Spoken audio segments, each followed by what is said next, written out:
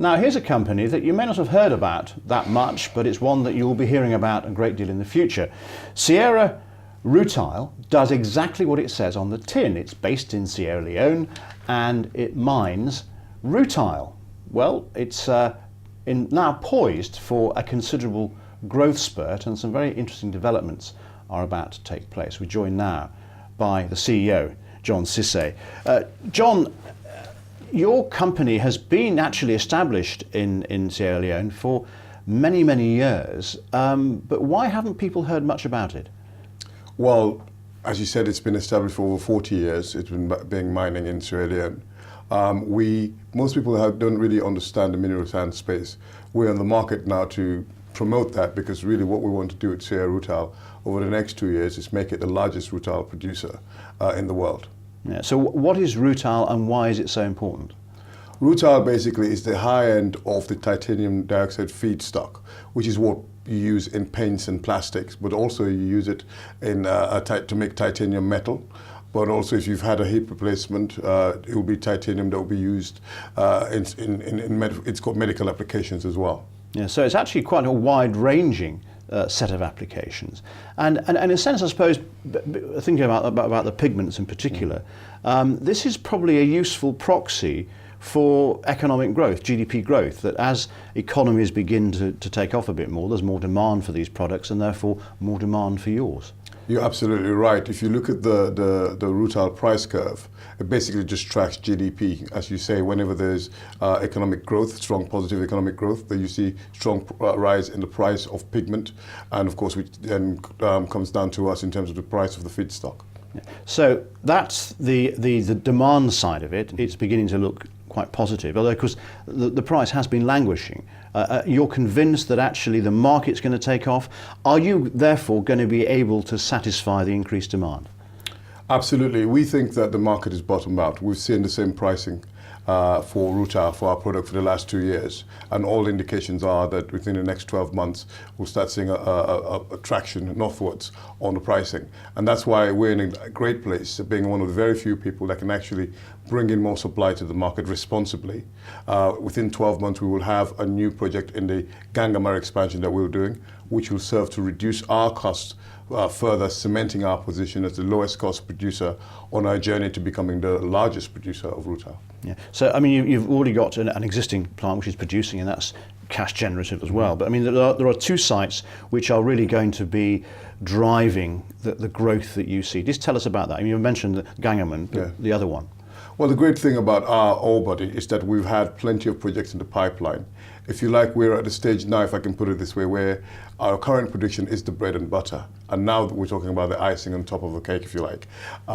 With the Gangamar expansion, we've always seen our company, our ambition has always been to be the largest producer.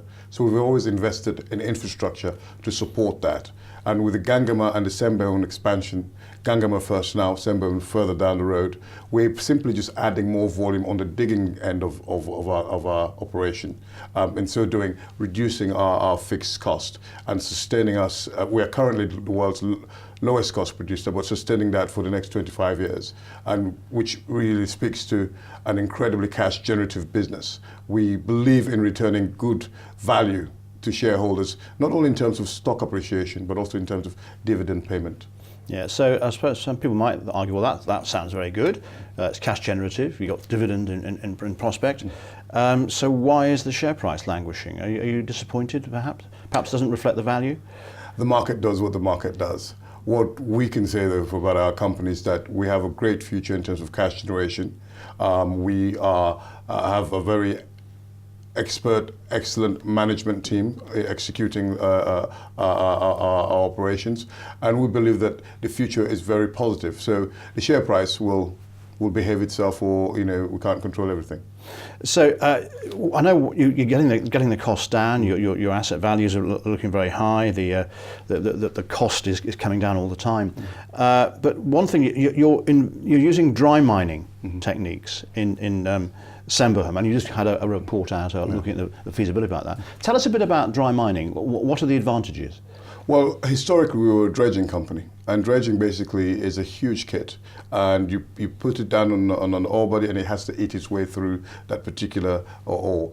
But the advantage of why we changed our philosophy and moved to dry mining is because it's a lot more flexible, it's cheaper, and in terms of from an engineering perspective, less risk. And we built a dry mining plant already in 2013 within 12 months and on budget. So going forward, we're able to have a lot more optionality in terms of how we exploit the ore body because we have dry mining. Now, it has been a challenging year in the past 12 months, 18 months. You've had some issues. I mean, not least the fact that the price of rutile has been low, but also you've faced the challenge of Ebola. What was the impact on your business, and how did you cope with it? Well, 2014 was a very challenging year for Sierra Leone as a whole with the Ebola crisis. We were, in some respect, we saw this coming. So what we did was immediately put some very proactive and strong protocols in place, which really helped us. To date, we have had no case of Ebola at our mine. None of our workers have been infected.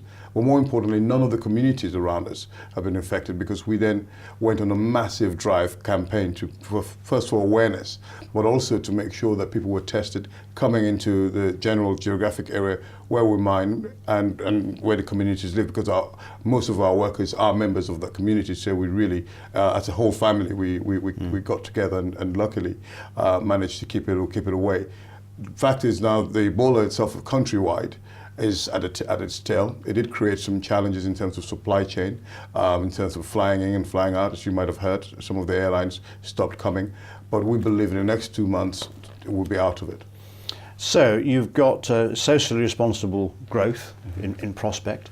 How are you going to fund that? How are you going to fund this expansion of your output?